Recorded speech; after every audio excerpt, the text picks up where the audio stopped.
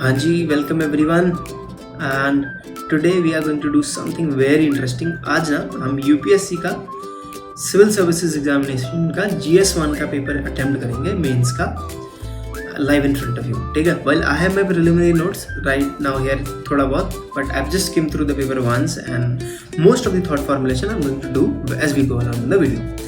With that, let me bring up the question paper. Yeah, here it is. So this is 2024 GS1 mains का exam. We have 20 question. First 10 question are to be attempted in 150 words. Mostly 2 paragraph का होता है, 10 number का है. And the first question is this: underline the changes in field of society and economy from Rig Vedic to later Vedic period. Interesting. तो later Vedic period और ऋग वैदिक period which is also called early वैदिक period, जिसमें ऋग वैदिक combined होता है, उसमें society और इकोनॉमी में क्या चेंजेस आए. ठीक है, तो पहले I'll go through the thought process that I have and then we are going to give this answer to an AI evaluator. उसके बाद we'll get the marks. तो let's go and bring up the one note. Okay, तो जो ऋग वैदिक period है, जिसको कि हम अर्ली वैदिक पीरियड भी बोलते हैं, it's the time period where supposedly the Rig Vedas were combined. ठीक है, and here's the thing though, this time period spanned from 1500 BC to 1000 BC and stands at the cusp of the end of Harappan civilization. So the Harappan civilization was the last major civilization and this particular civilization में इसमें बड़े settlements नहीं थे, इतने बड़े settlements नहीं थे as big as there were in Harappan civilization, but a combined population of 10-12 million was there. And the societal aspects were these, that these were tribes और kin based society. kin मतलब खानदानी societies थी, और जो settlements थे ना, वहाँ पे main governing body जो होती थी वो थी समिति, which was a committee consisting of elder members or the stronger members of the kin. The position of women was empowered. They could attend these assemblies. They could have ये inheritance के right थे उनके पास, etc. etc. And as long as economy is concerned, तो economy में कैसा था कि the economy was mostly pastoral.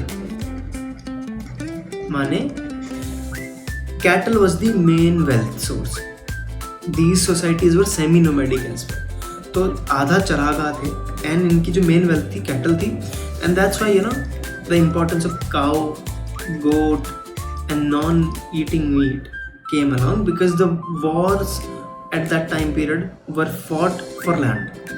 That was the main thing. Agriculture was also there for some part of it. That's it. And they used to pray to the gods of nature, जो कि थे इंद्रदेव और अग्नि etc., which is wind and fire and earth. ठीक है, so this was the Rig Vedic period. This was the early Vedic period. Now if we move on to the later Vedic period, that's when things become interesting. तो इसमें क्या था बंडा, कि जो later Vedic period था, which spanned somewhere across 1000 to 600 BC, is this.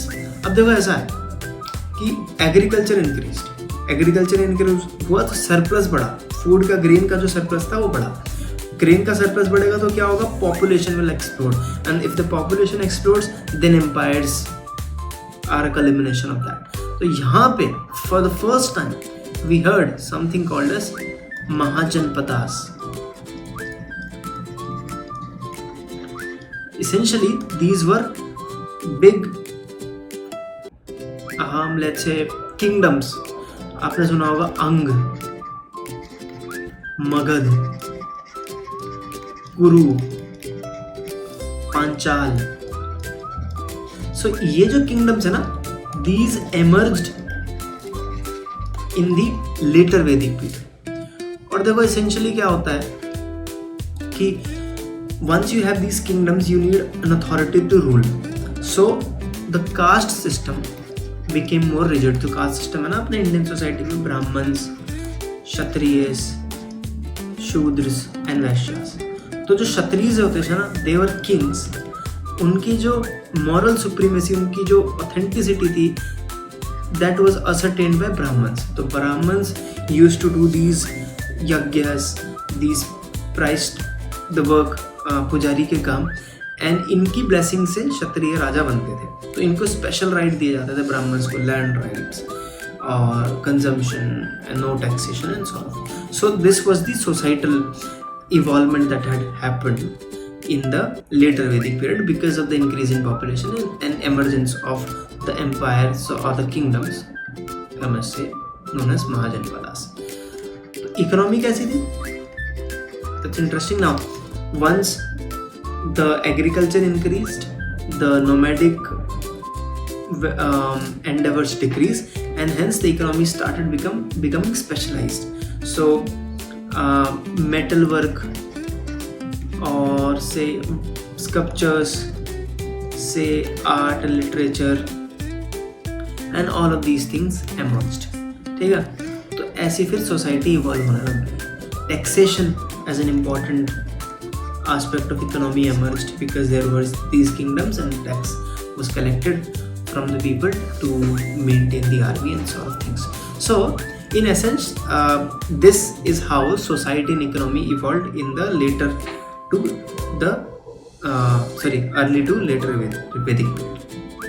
ठीक है, now let's put this in ChatGPT for evaluation. ठीक है, okay, तो essentially now I have given a prompt to ChatGPT for it to assume the role of a UPSC mains का examiner to check these questions.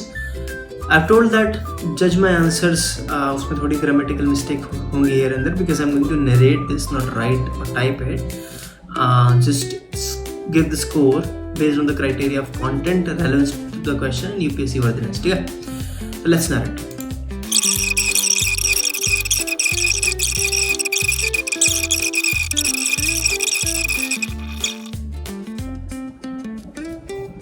Okay, awesome. So this was my narration. Let's put it in and see. Not sure why it calls me Leela. Content coverage 7 out of 10. Missing philosophical development. Okay. Role of Savasavati. Barely touched relationship. Relevance to the question UPSC was short. So final answer is कितना score मिला? 876.5. which gives me a combined score of how much? 7.2 something. Okay, I'll take it man. Okay, this was the first question and let's move on to the next one. Let's move back to the question paper. ठीक है, question number 2. Estimate the contribution of Pallavas of Kanchi for the development of art and literature in South India. Honestly, I have no idea. So let me maybe skip this question. Question number 3. What were the events that led to Quit India movement? Point out its result. Interesting. I have a little bit idea about this one. And let's attempt that. Quit India movement. Awesome. So before even we discuss about the Quit India movement, I'll take a couple of minutes to maybe lay out the colonial model. Because this is something very interesting and I want my thought process to be in context of the colonial model as I explain the Quit India model. तो essentially देखो क्या होता है ना, जबकि colonial model होता है ना, जैसे कि British control India as a colony, तो इसमें 2 सिंपल प्रोटोकॉल्स होते हैं. First, maximum extraction and second minimum investment. यानी कि मिनिमम इन्वेस्टमेंट में मैं मैक्सिमम इकोनॉमिक वेल्थ एक्सट्रैक्ट कैसे कर पाऊँ, that's a colony and that's the purpose of the colony and hence the ROI is very high. तो देखो एसेंशियली होता क्या है कि as we saw in the policies of British India towards Indians, जो फार्मर्स होते थे ना, उनको प्रोड्यूस पे, अपने प्रोड्यूस पे बहुत ज़्यादा टैक्स देना पड़ता था, हैवी टैक्सेशन, 50% का टैक्स देना पड़ता था। 1 second, they were forced, farmers were forced to grow specific kind of crops. Third, manufacturing was destroyed. And ये जो आउटपुट होता था ना, फार्मिंग का आउटपुट जो मिलता था, ये British India used to buy from these farmers, take back to Britain, process these into clothes, and then sell these clothes back to India at a very high price. So essentially मैं आपका 50% produce तो free में ले रहा हूँ, बाकी जो 50% का मैंने आपको जो पैसा दिया, उस पैसे को मैं क्लोथ की फॉर्म में दे रहा हूँ essentially। मतलब पैसे तो मैंने आपको दिए, लेकिन उस पैसे को वापस मैं ले रहा हूँ क्लोथ आपको बेच के, और वो भी बहुत महंगे दाम पे। तो essentially मैं यहाँ पे लेबर आपका फ्री में यूज कर रहा हूँ। तो to put it very simply, the Indian labour is used to fund British lifestyles, and this is essentially colonialism is all. And I'm going to answer the question in this context. So let's move on. India movement. There's a background that we must understand. कि 1935 में ना, the British Parliament had passed Government of India Act, GOI Act. And what this act gave the power was that now the local parties, local freedom hubs or local political organizations can run for provincial elections. तो एक provincial elections का scope आ गया, ठीक है। तो जो British control provinces थी ना इंडिया में, एक प्रिंसली स्टेट हुआ करती थी, प्रोविंसेस हुआ करती थी, तो जितनी भी सारी प्रोविंसेस थी ना, उसमें इलेक्शन लड़ने का राइट मिल गया। And what had happened apparently was, जो ये प्रोविंशियल इलेक्शन हुए ना 1936 में, 780 out of 1100 seats were won by Indian National Congress.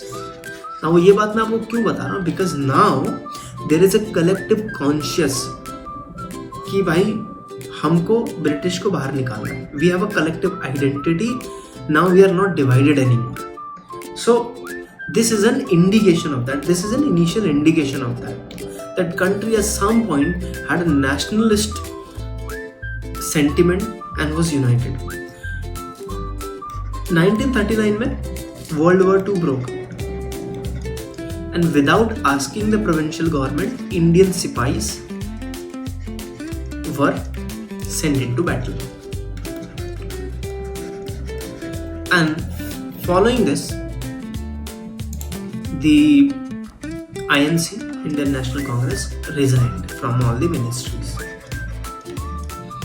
And just a precursor to this, ये जो provincial government होती थी ना, इसका ज़्यादा पावर रहती नहीं थी, nominally थी, and mostly the authority was with the governor, जो कि British appoint करते थे, तो ज़्यादा पावर होती नहीं थी. It was just for a representation basis.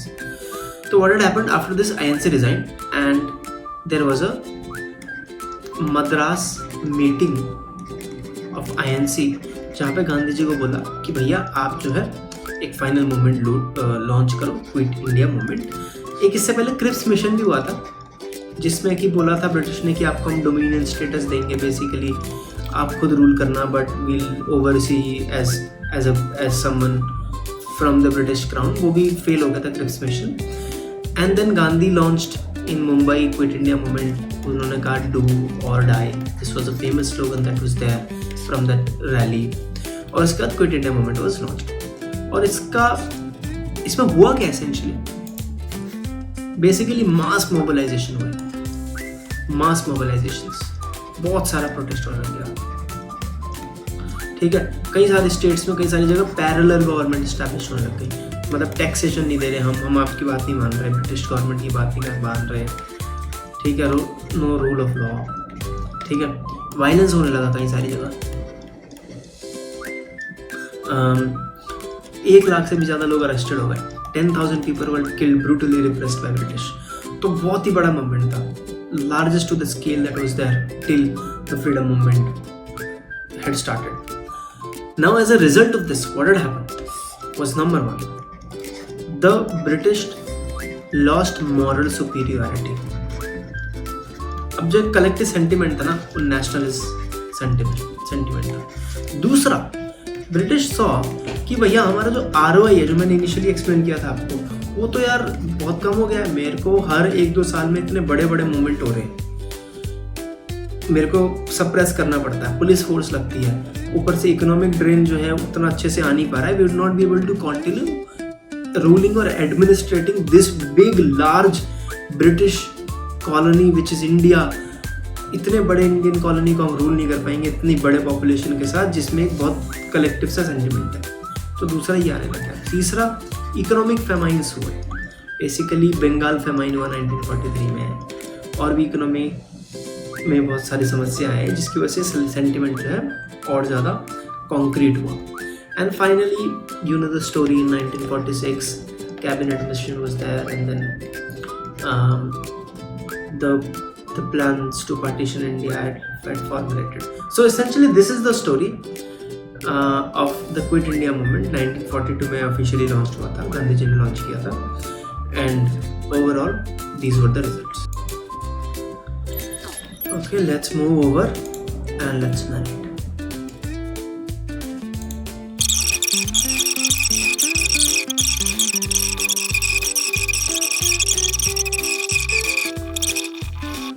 Okay, content coverage is 7.5, relevance is 8.5, combined 8, 6.5, which again goes back to 7.2 or 3.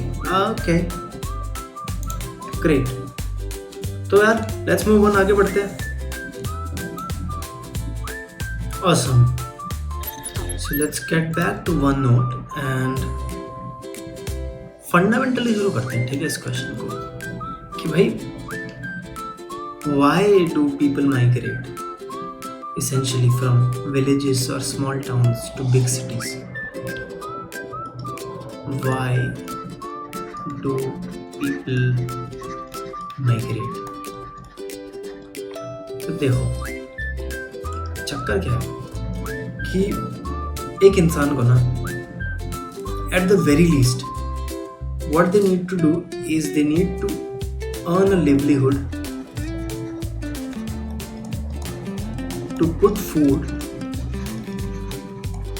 at the table for themselves and for their family. ये तो basic necessity है ही. And this is done by economic arbitrages. कि भाई मैं economy में कुछ contribute करता हूँ, मेरे को उस कंट्रीब्यूशन के रिस्पेक्ट में पैसा मिलता है, रिसोर्सेज मिलते हैं. I use those resources to buy food.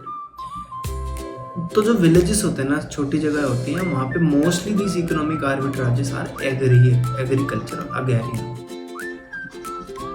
Agriculture based. That means if agriculture fails, या मॉनसून डिले हो गया, या फिर कीड़े पड़ गए इंसेक्टिसाइड क्रॉप में, देन आई एम गॉन यार. तब तो मेरे पास कोई चारा ही नहीं है. Then I will go into a debt cycle. पैसे उधार लूंगा and then this continue. But what happens in a city is that you have greater economic arbitrages. So there's a stat where 29% of the people who are migrating to these cities are daily wage laborers. And उनको पैसे कमाने के लिए आ रहे हैं, बस livelihood के लिए आ रहे हैं. एंड बिकॉज इन सिटीज़ में क्या है, and specially in developing economies, not all the places develop at the same pace. There are the centres, urban centres, जिसमें कि इन्वेस्टमेंट ज़्यादा होती है, दे ग्रो एक्सपोनेंशियली. और गाँव वगैरह इतने अच्छे से they don't grow. They especially need the public attention or the government interventions to grow. पर इन सिटीज़ में क्या होता है, you have multiple economic opportunities. आप यार सिक्योरिटी गार्ड लग जाएगा एक बंदा जो गांव में आ रहा है, वो सोच रहा है यार वो कंस्ट्रक्शन में काम कर लेगा, वो रिटेल में कहीं काम कर लेगा, सेल्स वेल्स में, वो यार and a lot more, you know. तो इसेंशली यहाँ पे इकोनॉमिक आर्बिट्राज ज़्यादा है और इन इकोनॉमिक आर्बिट्राज से मार्जिनली पैसा भी ज़्यादा मिल रहा है. That's it. The money is a little better as well. So he can use this money to earn his livelihood and then can send back to his family as well. So that's the first reason. That is the economic arbitrages are greater in cities or urban centers. दूसरा क्या है? दूसरा है जी हमारा lifestyle. Basically एक गांव में water facility नहीं है, ऐसे सैनिटेशन नहीं है, हेल्थ केयर ही नहीं है. कुछ हो गया तो 50 किलोमीटर गांव में बिहार में है तो पटना जाना पड़ता है 50 किलोमीटर दूर. लेट्स से एजुकेशन नहीं है. 8वीं क्लास के बाद स्कूल ही गायब है. स्कूल में ब्लैक बोर्ड नहीं है, टीचर ही नहीं है. सो in order to have a better lifestyle, people move to cities and this is more permanent in nature. यहाँ पे पूरी की पूरी फैमिली मूव कर जाती है, पूरी की पूरी फैमिली आ जाती है सिटी में in order to move towards the better aspects of lifestyle. ठीक है, दूसरा रीजन ये है.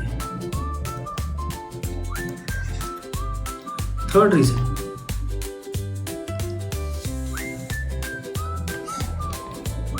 is देखो एस्पिरेशंस होते हैं. ठीक है, लोग बम्बई जाते हैं कि भाई सपना पूरा करेंगे. जो यूथ है बिहार से दिल्ली आता है, राजेंद्र नगर में यूपीएससी की तैयारी करेंगे. तो एक सोशल मोबिलिटी जो है ना उसका एक स्कोप दिखता है. So mostly these are the reasons why people migrate towards big cities and smaller towns में नहीं जाते essentially because once these migrations start happening ना तो क्या होता है एक written in my note एक migration network बन जाता है. बेसिकली now दिल्ली से एक migration network बन गया. वहाँ पे ISBT बन गया, वहाँ से हर जगह बसें चलती है. वहाँ पे एक dedicated let's say slum type का एरिया बन गया है या फिर डेडिकेटेड रेंटल प्लेसेस बन गए हैं जहाँ पे लोग आके रह सकते हैं. तो पूरा एक इकोसिस्टम बन जाता है एक बड़े शहर में. And that's why these migration happen in big towns. And finally there are other reasons as well. See गांव में डिस्क्रिमिनेशन है, छुआछूत की वो है. ठीक है, मैरिजेस नहीं हो रही, इंटरकास्ट नहीं हो रही है, काफ़ी सारी दिक्कतें. तो दो as a frustration reaction to the frustration of all of this people also move to cities. तो this is what at the core of why people migrate. Let's put it to a test कि भी कैसा दिया मैं answer. Okay, let's evaluate.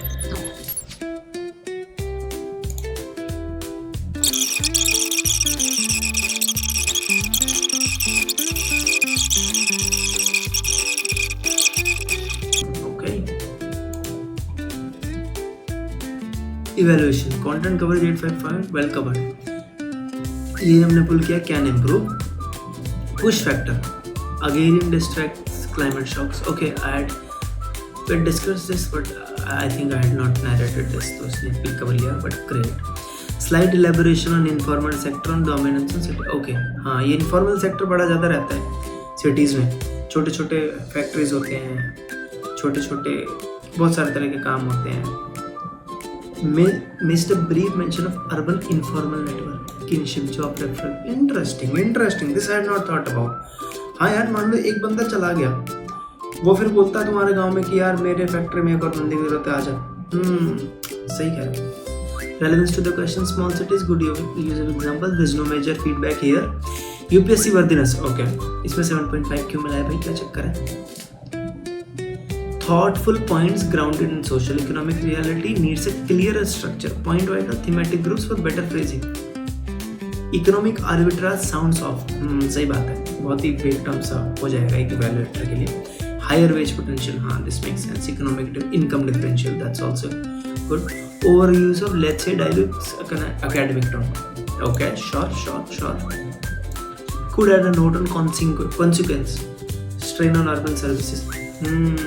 कि भाई इसका consequence ये है कि अर्बन सर्विसेज और अर्बन इंफ्रास्ट्रक्चर पे बड़ा ही स्ट्रेन पड़ता है. श्योर. तो इसमें हमको कितना मार्क्स मिला?